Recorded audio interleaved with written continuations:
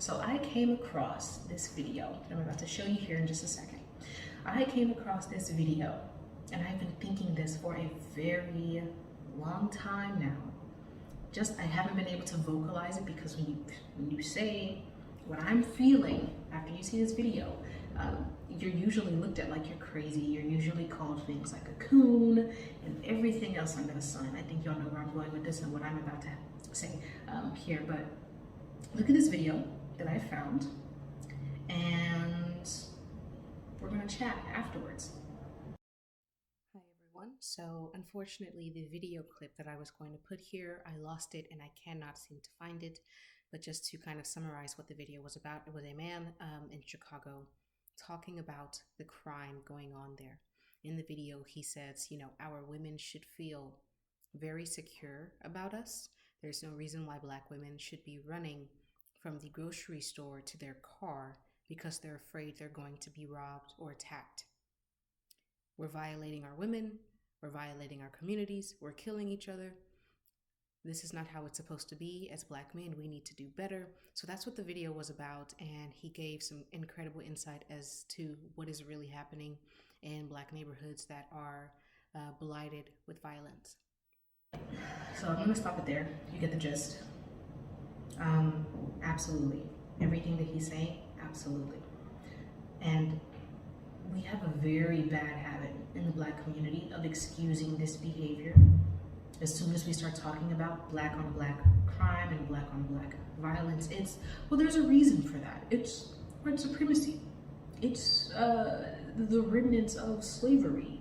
They are killing each other because white people did something about something some time ago. And it's always this excuse that comes up over and over again to excuse the gang violence that we see in Black communities, to excuse, that's usually the reasoning. Oh, these guys, they get out on the streets to sell drugs and get into crime and get into gangs because they can't get a job because of white supremacy and racism. And it's like, okay, maybe some decades ago that could have been the excuse, but it cannot remain the excuse forever.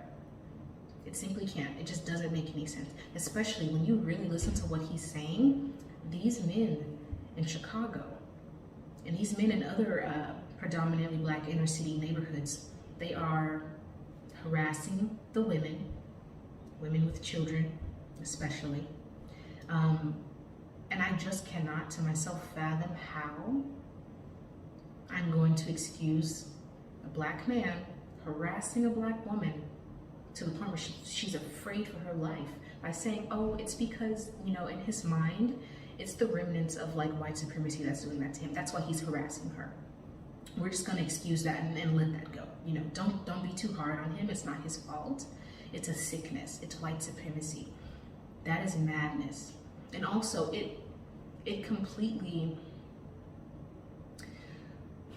if we're going to be talking about people's lived experiences here, and the impact that these experiences have on how we behave, and to be compassionate, show them some compassion. These men are dealing with years and years of systemic racism, and that's why they're doing what they do, and that's why they're violent the way that they are. That's why they turn to crime and violence. And it's like, okay, they get all of this compassion and all of this understanding and all of this coddling. But we often forget to be compassionate to the people who have to live among these men as they terrorize their neighborhoods, as they terrorize each other. Where is the compassion, that same compassion for like the women in this video, like he said, the women who are afraid for their lives? Where's the compassion for them? Don't they deserve some compassion too, and some understanding as well, and someone to protect them and be concerned about them? Where's the compassion for the people who have to live in these neighborhoods? Good, honest, hardworking people who live in these neighborhoods, who live next to these men while they're terrorizing their neighborhoods. Where's the compassion for them? These people who are ducking into their houses, closing and locking their doors, and waiting out the violence till the sun comes up the next day so they can finally go outside and feel safe. Where is their compassion? because it's got to be hell living like that every single day. Nobody should be living like that.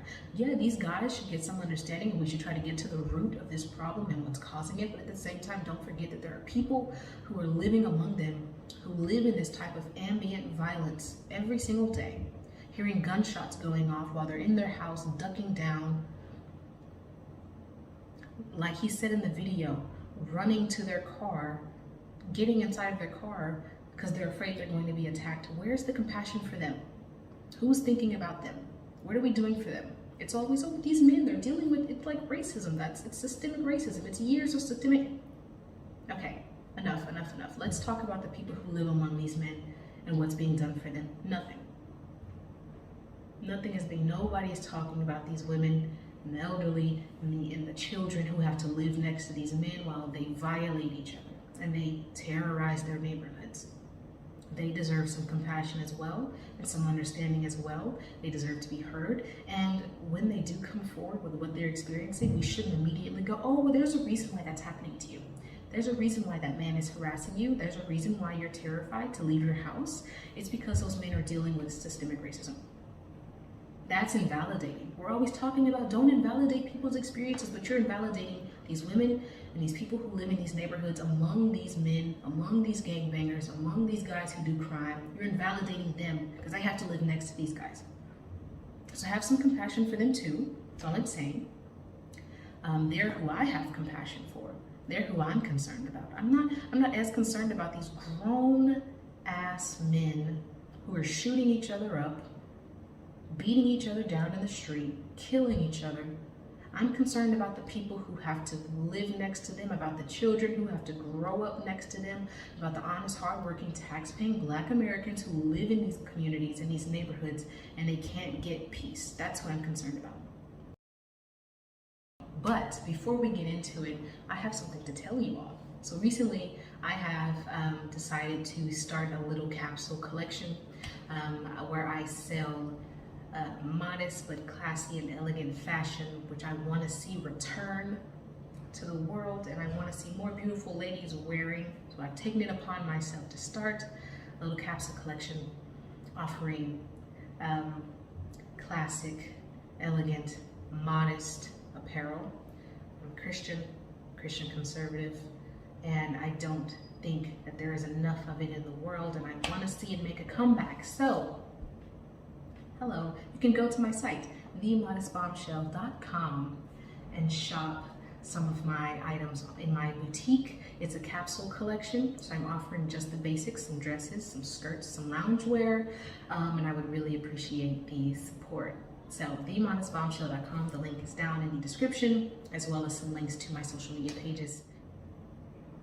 Why do these guys, here's my theory for why. We have given these men a bulletproof excuse. We have given them a foundation to never have to be accountable.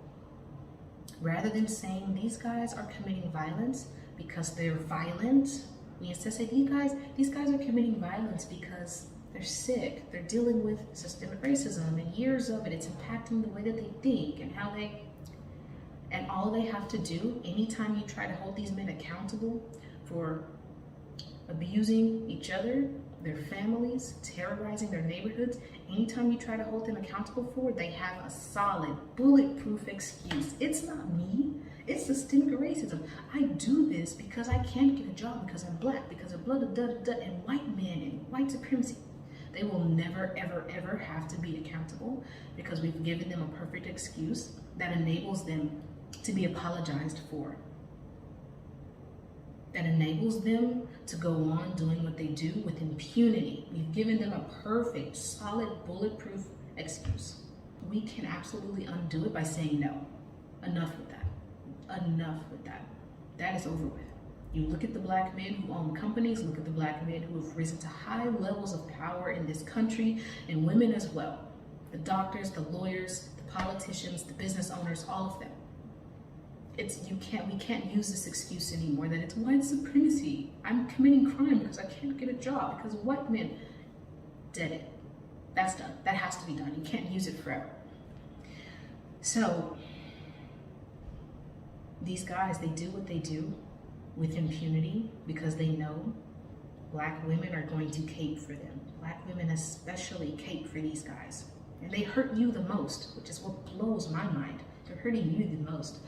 But here y'all are running to their rescue, apologizing for their violence against you, against your neighborhood, and apologizing to white men and white supremacy. And that's why I'm committing crime and doing drugs and selling drugs and shooting my fellow brothers and harassing my fellow sisters. That's why I'm doing it. Hell no.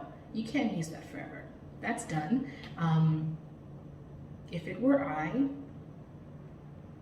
police, I want police patrolling my neighborhood around the clock. I'm sick of living like this, living in this type of ambient violence. I'm getting woken up out of my sleep in the middle of the night by gunshots going off.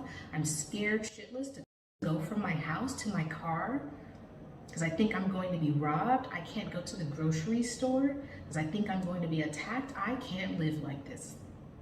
Somebody needs to do something about it. Where's the compassion for the people who are living like that? These men, like all the other men in the world, they have the capacity to be men, to be responsible, accountable men who go out into the world like all the other men in the world and earn their masculinity, earn their manhood. Go out into the world and get some responsibility for yourself. Stop harming people and get some responsibility. Act like a grown-up. It's time. Okay? Earn the respect and the love of your families. Protect your people. Protect your neighborhoods.